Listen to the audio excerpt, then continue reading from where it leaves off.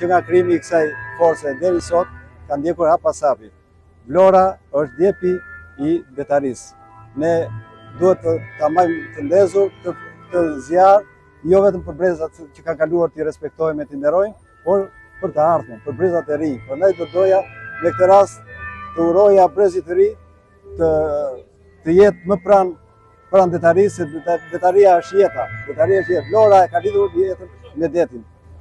Është një datë e cila përfiton nga ata të cilët e kanë krijuar këtë forcë detare, por që vazhdimisht e kanë mbajtur gjatë gjatë këtyre 100 viteve. Po, siç e dini, flota është krijuar në 25 dhjetor 1925 dhe sot ne përkujtojmë 100 vjetorin e saj dhe pas disa ditë do të futemi në shekullin e dytë.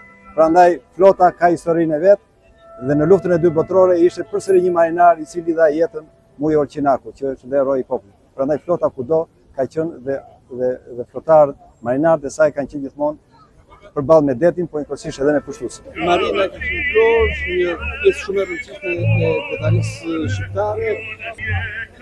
Ajo çfarë ka dhënë ndër vitet Marina në Vlorë, dhe çfarë duhet bërë që të kemi një betari edhe më të mirë, marinë më të mirë në Shqipëri.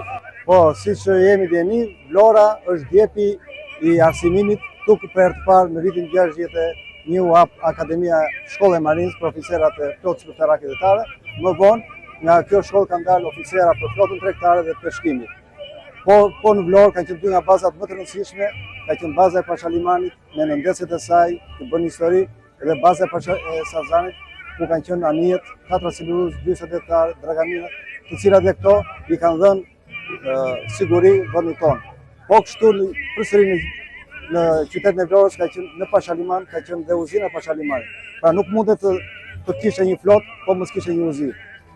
Ajo uzinë ka mbajtur gjallë jetën e këtyre anijeve. Për 35 vjet, nëndeset kanë lundruar dhe kanë dhënë atë flamuri kombëtar ka lundruar i qetë në ujërat tona.